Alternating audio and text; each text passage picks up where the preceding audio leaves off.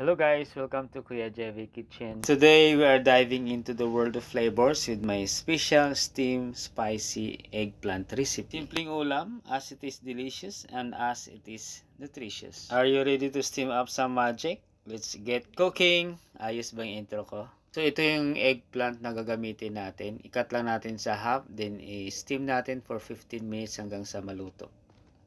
Then, split lang natin into equal part. Then, arrange natin sa plato ng ganyan. At sa ating sauce naman, hiwa tayo lang siling labuyo.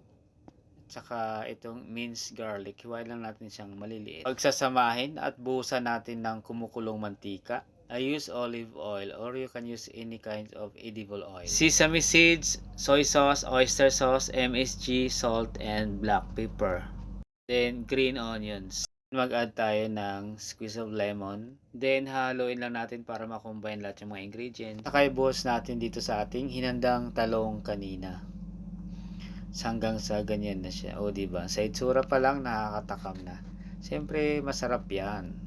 Bukod sa masarap, napakadali lang siyang gawin.